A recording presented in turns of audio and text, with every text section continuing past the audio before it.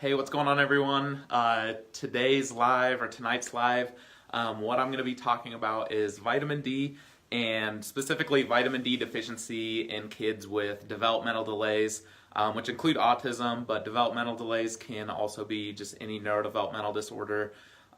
Maybe that's ADHD, obviously autism, OCD, Tourette's, dyslexia, all that whole gamut of things. But specifically, I read a study that was pertaining to autism, and one of the things that I read was 87% of those kids with autism in the study had either a deficiency or an insufficiency of vitamin D.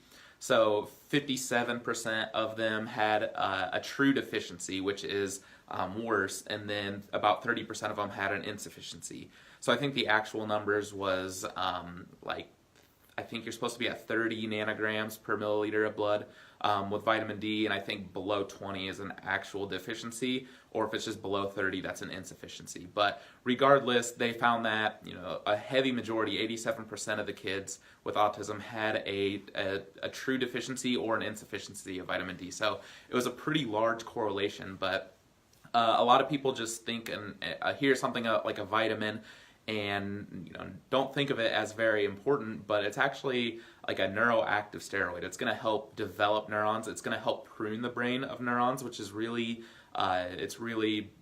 needed to develop properly. So I've been talking about this a little bit in my previous two videos, but you need the pruning process to be able to actually prune away neurons that you're not going to use so that your brain can better specialize and run efficiently and run more complex. Vitamin D also binds to genes and helps change the way that they are read and changes the way that they are functioning. So the best way I can think about this, or the best way that I thought about this, so true genetics, you can't change your genes. But if you think of epigenetics and the way that your genes are able to change the way that they function, what that means is you have your gene, and like I said, this is the best way that I could understand it. Let's say your gene has 100 different light switches on it. And depending on what you do in life and what you're exposed to, what stresses you're exposed to, whether you have the vitamin D deficiency, whether what you're eating, how much you're moving, depending on your environment, you start flipping on and off the different light switches of your gene, which changes the way that it functions. So genetics is your actual gene, but then epigenetics is how you're living your life. What kind of environment are you in that's changing how you're flipping these light switches. So there's a different study. I think only 12 or 13% of actual autism cases are truly genetic in nature, meaning it's a genetic mutation, which is really hard to change. You can't really change a genetic mutation, but that leaves a really heavy majority of these cases to be epigenetic in nature, or just they can't figure it out. So what that means is, based on how you are interacting with the environment, you can start turning on and off these genes, and they found that vitamin D actually does that.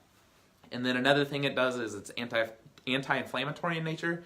So the last couple videos I've been talking about with autism, I'm talking about a small intestine bacterial overgrowth, which creates this big feedback loop of inflammation, which eventually creates an inflamed brain, or a leaky brain, if you will. So this is anti-inflammatory in nature, vitamin D. So it's going to help get rid of that inflammation. It's going to reduce oxidative stress in the body. This is another study. They found the amount of vitamin D found in kids directly correlated with the less likely chances of symptoms in autism. So the more vitamin D they had, the less symptoms of autism they had, and vice versa. The less vitamin D they had in their system, the more chances they had of symptoms of autism. As far as actually testing vitamin D and the amount of vitamin D, I don't do that in the office. That's kind of beyond what I do. I don't do like any blood work or anything like that. But if you do get it tested, you can see kind of where your kid's at if they do have a neurodevelopmental delay. The reason that I'm telling it to you, I just think parents would find this useful because I found it useful, because it's going to impact a lot of kids that I see if I know that they're potentially vitamin D deficient. But the reason that I say you should definitely find out is because it's also one of the vitamins that you can take a toxic amount of. So you can't just take however much vitamin D you want. You can overdo it on that as well. So you don't want to be deficient in it, but you also don't want to just unload a whole bottle. because that would be a very toxic amount, and you can't do that either. So, and then lastly, it's vitamin D helps regulate the immune system. So we're coming up on wintertime. It's getting to that point. It's getting the holiday season where everyone gets sick.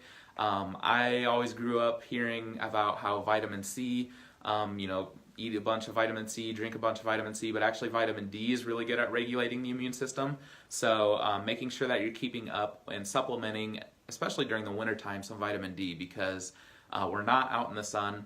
And that's how we naturally make our vitamin D, because it's not sunlight out for very long, one, and then two, even when it is sunlight out, we don't want to be out in the cold, so we're just kind of avoiding the sun. And then when we're out, we're all bundled up and we're barely exposing any skin to the sun. So it's definitely a good idea to supplement vitamin D anyways in the wintertime for everyone to help regulate that immune system. But also, it's been found in kids with the neurodevelopmental disorders that they are chronically deficient in this vitamin as well. So that's all I have for you today.